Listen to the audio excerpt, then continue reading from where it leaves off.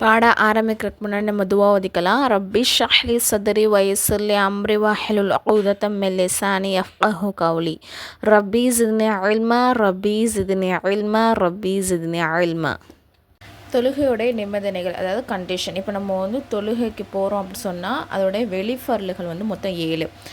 நம்ம தொழுகைக்கு ஸ்டார்ட் பண்ணுறோம் அப்படின்னு சொன்னால் இந்த 7 விஷயமும் கரெக்டாக இருக்கணும். சரிங்களா? உடல் சுத்தமாக இருக்கணும், நம்ம போட்டிருக்கக்கூடிய ட்ரெஸ்ஸு சுத்தமாக இருக்கணும், இடம் சுத்தமாக இருக்கணும், மானத்தை மறைச்சிருக்கணும். அதாவது முகம், உள்ளங்கை, பாதம் இதை தவிர மற்ற எல்லா உறுப்புமே பெண்களுக்கு என்னது மறைக்க வேண்டிய பகுதி. அப்போ அது எல்லாமே கவர் பண்ணியிருக்கணும்.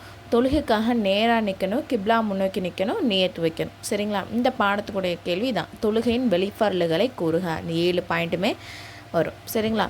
அடுத்து தொழுகையின் ருக்கூன்கள்னால் ஃபர்லுகள். சரிங்களா? இப்போ நம்ம தொழுகைக்கு தக்பீர் கட்டிட்டோம். இப்போ அதனுடைய ஃபர்லுகள் என்ன அப்படின்னு சொன்னால் 6 இருக்குது.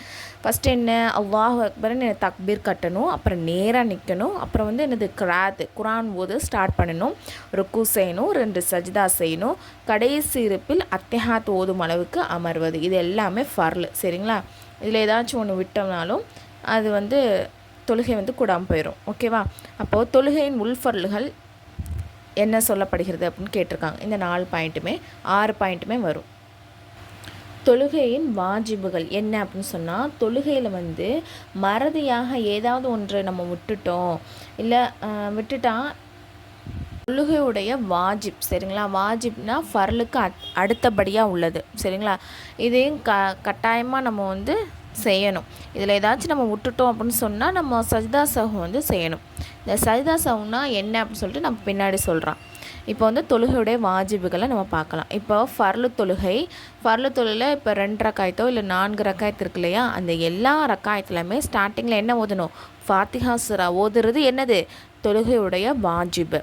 ஓகேங்களா? அப்புறம் ஃபர்லான தொழுகையில் முந்தைய 2 ரக்காயத் மற்றும் மற்ற எல்லா தொழுகைக்கும் என்னது, சூரா ஃபாத்திஹாக்கு பிறகு ஒரு பெரிய ஆயத்து அல்லது 3 சிறிய ஆயத்து ஓதும். சரிங்களா? அதாவது இப்போ ஃபர்லு தொழுகை மொத்தம் 4 ரக்காயத் தொழுகிறோம் அப்படின்னு சொன்னால் ஃபஸ்ட்டு 2 ரக்காயத்துக்கு அல்ஹம் சூரா ஓதி துணை சூரா ஓதணும். இப்போ 2 ரக்காயத்தான் தொழுகிறோன்னு சொன்னால் அந்த 2 ரக்காயத்துலையுமே என்ன பண்ணணும், அல்ஹம் சூரா ஓதி துணை சூரா ஓதணும்னு சொல்கிறாங்க. பெரிய ஆயத்தாக இருக்கலாம், இல்லாட்டி 3 சிறிய ஆயத்தாகவும் இருக்கலாம். 3வது பாயிண்ட் என்ன, துணை சூறாவுக்கு முன்னால் ஃபாத்திஹா சூரா ஓதணும். சரிங்களா? ஃபஸ்ட்டு துணை சூரா ஓதிடக்கூடாது. ஃபஸ்ட்டு என்ன ஓதணும், ஃபாத்திஹா சூரா ஓதிட்டு தான் துணை சூறா ஓதணும். அப்புறம் கிராத்துக்கு பிறகு ருக்கு, அதன் பிறகு சஜ்தா என வரிசையாக செய்யணும். ருக்குவிலிருந்து எழுந்து நேராக நிற்கணும், 2 சஜ்தாவுக்கு நடுவில் நிதானமாக உட்காரணும். சரிங்களா? டபக்குன்னு அடுத்தடுத்து சஜ்தா டபக்குன்னு செய்யக்கூடாது. ஒரு சஜ்தா பண்ணிவிட்டு நிதானமாக உட்காந்துட்டு அடுத்த சஜ்தா பண்ணணும். ருக்கு சஜ்தா முதலை வச்சு நிதானமாக செய்யணும். சரிங்களா? அதில் ஃபாஸ்ட்டாக தொழுவக்கூடாது. முதல் இருப்பு, அதாவது 3 அல்லது 4 ரக்காயத்துடைய தொழுகையின் 2வது ரக்காயத்துக்கு பிறகு அத்தியாத்து ஓதும் அளவுக்கு அமர்வது. சரிங்களா? அதாவது என்ன சொல்கிறாங்கன்னா, இப்போ நம்ம 3 ரக்காயத் தொழுகிறோம், அதாவது 4 ரக்காயத் தொழுகிறோம் அப்படின்னு சொன்னால், இப்போ 2வது ரக்காயத்தில் நம்ம என்ன பண்ணிடுவோம், அத்தியாத்து ஓதுறோமா. இப்போ 3வது ரக்காயத்தில் நம்ம ஓத மாட்டோம். இருந்தாலும் டபக்குன்னு நம்ம சஜ்தாலேருந்து எந்திரிச்சு உட்காந்துட்டு அதுக்கப்புறம் நம்ம எந்திரிக்கணும் அப்படின்னு சொல்கிறாங்க. சரிங்களா? நிதானமாக எந்திரிக்கணும். அடுத்து 2 இருப்பில் அத்தியாத்து ஓதுதல். அதாவது இப்போ 4 ரக்காயத் தொழுகிறோம் அப்படின்னு சொன்னால் 2வது ரக்காயத்துலேயும் 4வது ரக்காயத்தில் என்ன ஓதணும், அத்தியாத்து ஓதணும். சலாம் என்ற வார்த்தையை குறி தொழுகையை முடிக்கணும். வித்ரு தொழுகையில் குனுத் ஓதுவதற்காக தக்பீர் கூறுவது. மேலும் துவா குனுத் ஓதுறது என்னது, வாஜிப். சரிங்களா? இந்த பாடத்துடைய கொஷின், அத்தியாத்தின் சட்டம் என்ன, முதல் இருப்பின் சட்டம் என்ன, தொழுகையின் வாஜிபுகளின் சிலவற்றை கூறுக, ருக்கு சஜ்தாவை எப்படி செய்வது. சரிங்களா? சஜ்தாவுடைய சட்டம். சரிங்களா? இப்போது சஜ்தானா நம்ம சஜ்தா செய்யக்கூடியது, சஹ்வு அப்படின்னா என்னென்னா நம்ம மறதிக்காக செய்ய வேண்டிய இதுதான் சஹ்வுன்னு சொல்லுவாங்க. அதாவது அதுக்கு என்ன மீனிங்னா மறதி. ஓகேவா? ஏன் நம்ம அது செய்கிறோன்னா, சில நேரத்தில் ஷைத்தான் நம்மளுடைய உள்ளத்தில் ஊசலாட்டத்தை ஒன்று பண்ணுவான். நம்ம தொழுகை நிற்கும் போது தான் பல விஷயங்கள் நமக்கு ஞாபகம் வரும் இல்லையா? அப்படி இருக்கும் போது நம்ம எத்தனாவது ரக்காய் தொழுதோம், என்ன ரக்காய் தொழுதுகிட்டு இருக்கோம் கூட நம்ம மறந்துடும். அப்போ அப்படிப்பட்ட சூழ்நிலையில் நம்ம இந்த சஜ்தா சஹ் பண்ணிக்கலாம். சரிங்களா? இப்போ என்னென்ன விஷயங்கள்லாம் நம்ம செஞ்சோன்னா சஜ்தா சஹ் செய்யணும் அப்படின்னா, எப்போதெல்லாம் வாஜிப் ஆகும், கட்டாயமாகும் அப்படின்னு சொன்ன பார்ப்போம். இப்போ வந்து தொழுகையுடைய வாஜிபுகளை ஏதாவது ஒரு விஷயத்த மறந்து போகுது. இப்போ நம்ம முன்னாடி பார்த்தலையா மொத்தம் எத்தனை 11 பாயிண்ட் இருக்குது. அப்போ அந்த 11 பாயிண்டில் ஏதாவது ஒரு பாயிண்ட்டை வந்து நம்ம மறந்துட்டோம். இப்போ உதாரணத்துக்கு முதல் இருப்பை நம்ம மறந்துட்டோம் அப்படின்னு சொன்னால், அத்தியாயத்தை ஓதாமல் எந்திரிச்சிட்டோம், அந்த மாதிரி மறந்துட்டோம் அப்படின்னு சொன்னால் என்னது சஜ்தா சஹ் பண்ணணும். ரெண்டாவது விஷயம் என்ன அப்படின்னு சொன்னால், துணை சூறா ஃபஸ்ட்டு ஓதிட்டு அப்புறம் அல்ஹம் சூறா ஓதிட்டோம் அப்படின்னு சொன்னாலும் என்னது சஜ்தா சஹ் வாஜிபு. அதுக்கப்புறம் வந்து இப்போ முதல் ரக்காயத்தில், அதாவது முதல் இருப்பில் வந்து அத்தியாயத்து மட்டும்தானே ஓதணும். அத்தியாயத்தை ஓதிட்டு செலவாத்தையும் ஓத ஸ்டார்ட் பண்ணிட்டாங்க கூட என்னது சஜ்தா சஹ் பண்ணணும். சரிங்களா?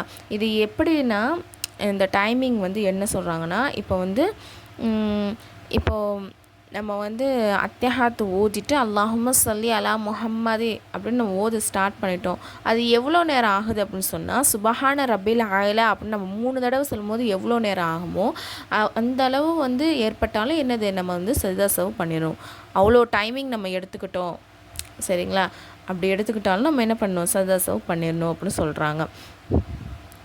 இப்போது நம்ம வந்து மறதியில் வந்து ஃபஸ்ட்டு இருப்பில் வந்து அத்தியாயத்தை ஓதிட்டு நம்ம அல்லாஹும்ம ஸல்லி அலா ஸலவாத்தும் ஓத ஆரம்பிச்சிட்டோம். இதன் மூலமாக நமக்கு 3வது ரக்காயத்து தாமதம் ஆகுது அப்படின்னாலும் என்ன தான் பண்ணணும், சஜ்தா சஹ் பண்ணணும். அந்த தாமதம் ஏற்படக்கூடிய அளவு என்ன சொல்கிறாங்கன்னு சொன்னால், நம்ம இப்போ சுபஹான ரப்பில் ஆலான்னு 3 தடவை சொன்னால் எவ்வளோ நேரம் ஆகுமோ அந்த நேரம் அளவு நீங்கள் தாமதப்படுத்திட்டா என்ன பண்ணணும், சஜ்தா சஹ் பண்ணணும் அப்படின்னு சொல்கிறாங்க. சரிங்களா? இப்போ வந்து இப்போ மறதியாக வந்து ஃபர்லான விஷயத்தை வந்து 2 தடவை பண்ணுது. அதாவது ருக்கு வந்து 2 தடவை பண்ணுறது, அப்புறம் வந்து சஜ்தா வந்து 3 தடவை பண்ணுறது. இந்த மாதிரி சூழ்நிலை ஏற்பட்டாலும் என்னது சஜ்தா சஹ் பண்ணணும். சரிங்களா? அதே மாதிரி ஏதாவது ஒரு ஃபர்லை இப்போ நம்ம ஃபர்லையே மறந்துட்டோம். நம்ம முன்னாடி படத்தில் பார்த்தோம்ல எந்தெந்த விஷயங்கள்லாம் ஃபர்லைன்னு பார்த்தோம் இல்லையா? அப்போ அதில் வந்து இப்போ ருக்கு செய்கிறது ஃபர்லை, அந்த ருக்கு செய்யாமலே நம்ம மறந்துட்டோம், சஜ்தாவுக்கு போயிட்டனாலே என்னது நம்மளுடைய தொழுகையே என்னது முறிஞ்சிரும் அப்படின்னு சொல்கிறாங்க. சரிங்களா? அப்போ தொழுகையே முறிஞ்சுன்னா சஜ்தா செய்யணும்னு அவசியம் கிடையாது. அதே மாதிரி வேணும்னே, சரிங்களா, ஒரு வாஜிபை வந்து வேணும்னே விட்டுட்டாங்க அப்படின்னு சொன்னாலும் என்னது அவங்களுடைய தொழுகையே முறிஞ்சிரும். அப்புறம் வந்து ஒரு சுன்னத்தையோ அல்லது முஸ்தஹபோ விடுபட்டு போனால் தொழுகையின் நன்மை குறைந்துவிடும். சஜ்தா சஹ் வந்து என்னது செய்யணும்னு அவசியம் இல்லை. சரிங்களா? அடுத்த மஸ்அலானா சட்டம். சரிங்களா? ஃபர்லு, வாஜிப், சுன்னத், நஃபில் ஆகிய தொழுகையில் சஜ்தா சஹ்வை வாஜிபாக்கக்கூடிய எந்த செயல் நிகழ்ந்தாலும் சஜ்தா சஹ் வாஜிபாகும். இப்போது ஃபர்லான தொழுகை, வாஜிபான தொழுகை, சுன்னத்து, நஃபிலான தொழுகையெல்லாம் இருக்கு இல்லையா?